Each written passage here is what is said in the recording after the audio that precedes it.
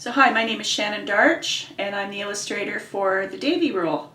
I started the project about a year ago with prompting from Rob and Olin, and they contacted me and asked me if I would be interested in being involved in the project, and I said that I would very much because I love dogs and I love Frisbee, and I thought it would be a really fun project to get involved with, and I really like the idea of getting involved with a book that helps to educate children and helps to promote really, good ideas and good thoughts. So basically I started with lots of photographs of Davy. So here you can see I was sent lots of photographs of Davy, and I studied those quite a bit. Studied his jumping style and how he holds his Frisbee. Made notes about different things. I looked at the way he sat. I looked at how he was colored. I looked at his pink tummy. I always love dogs with pink tummies. I think it's so cute. Anyways, I looked into all these different things, and some of them I actually copied directly, like you can see in some of my original art. Oh, look who's come to join me. It's Davy. In this one you can see I just love the way he runs, and I like the way he ran so much in that picture that you can see on the top one up there. I actually copied the way he was running in that picture because I just really liked the way that looked. So sometimes when I illustrate I come up with original concepts, or sometimes I go directly from life when I'm creating the character. And I always try and get inside sort of the mind of the character, and sometimes I sketch directly and create the artwork, and the idea comes right to me, and sometimes I have to sketch and re-sketch to get sort of the idea I want. I knew in this one, for instance, that Davy was supposed to catch the Frisbee. In this shot he was supposed to be very awkwardly trying to catch the Frisbee, but he misses. So I wanted him to have this very awkward look trying to catch the Frisbee, where he was going forward but he was having to turn around and grab at it.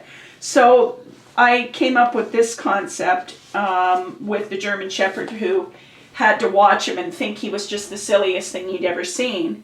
So then that ended up becoming this one. And of course I had to elongate it because the book is spread out over 2 pages. Then we have to kind of elongate it to get it to work properly.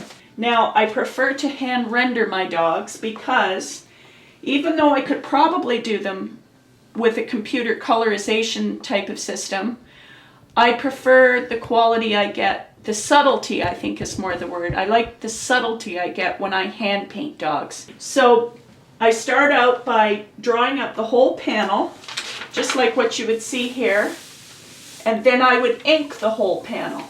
So the whole panel gets inked. As you can see here, these are all inked. Then I go to the hand painting process of the dogs. So I would start with Davy. And then I had a lot of fun with the little cockapoo dog. I like to call them cockapoodle-doos because, that's what they are, and they're very cute and fun. And then I got to do a German Shepherd, which was a lot of fun because German Shepherds, I think, get a bad rap about, sometimes people think they're nasty dogs, like people think Rottweilers are nasty or Dobermans are nasty or Pit Bulls. And you know what? I think it's nice to put them in books and show kids that dogs are dogs, and sometimes it's not the dog's fault that they're bullies. Sometimes there's outside influences that cause that. The poodle up top, he was a really cool guy, that poodle. There's a picture somewhere of Kennedy reading the book, looking at the picture of himself. Once I hand render the dogs and I'm happy with the way it looks, then I take the whole thing and it's scanned into my computer, and then I put it through a program where I take the background and then I use the program to color the background. And the reason I do that, I could hand paint it all. I would love nothing better.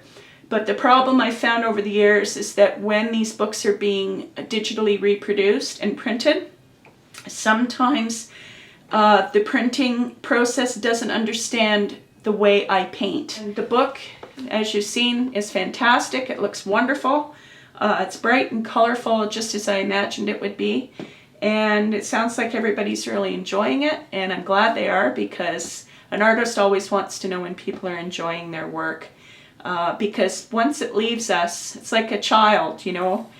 It leaves you and you want to know how it's getting along and how people are enjoying it. And it's nice to get all the feedback and know that people are enjoying it and buying the book and that the kids are enjoying reading it. And I hope you keep on enjoying reading it. So thank you for talking to me. And if you have any questions, you can always email Rob and talk to him and Davy, and they can always ask me. So thanks for visiting.